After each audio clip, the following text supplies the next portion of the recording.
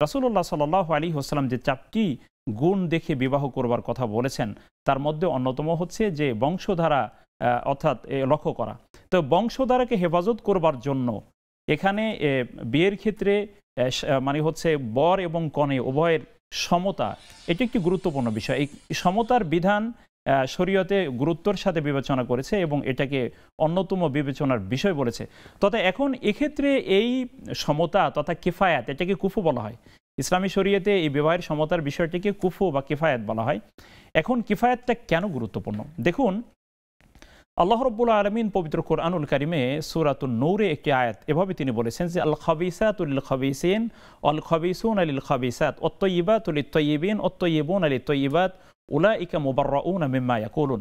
আল্লাহ রাব্বুল আলামিন তিনি বলেছেন এই পৃথিবীতে সম্পর্কের ক্ষেত্রে তথা বিবাহ বন্ধনে আবদ্ধ হবার ক্ষেত্রে তিনি কতগুলো বিষয় তিনি বলেছেন যে এই পৃথিবীতে যারা দুশ্চরিত্র, তাদের স্ত্রী হিসেবে যারা দুশ্চরিত্রা তারাই হওয়া উচিত, তথা অসৎ মানুষের স্ত্রী অসৎ নারী হবে, অসৎ পুরুষের স্ত্রী অসৎ নারী হবে, আবার অসৎ নারীর স্বামী অসৎ পুরুষই হবে।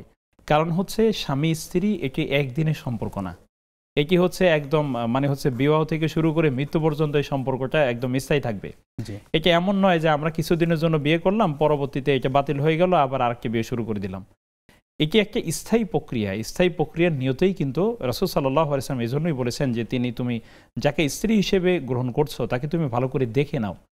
তো দেখে নেওয়ার ক্ষেত্রেও যেহেতু রাসূল সাল্লাল্লাহু আলাইহি ওয়াসাল্লাম এমনটি বললেন, সুতরাং যদি আমাদের বংশের সাথে তার বংশধারা না মিলে, দিনের ভিত্তিতে যদি বলুন ধরি, একজন ব্যক্তি মুসলিম, তিনি একজন অমুসলিম নারীকে বিয়ে করতে পারবেন? এটা সম্ভব না।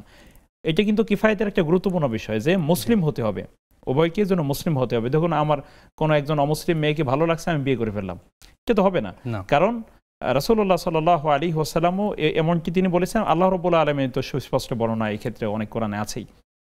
সুতরাং যদি এই কিফায়াতটা তথা এই সমতা বিধান রক্ষা না হয়, তাহলে কিন্তু সারা জীবন এটার কারণে অনেকটা কি করতে হয়, অস্বস্তিতে পড়তে হয়।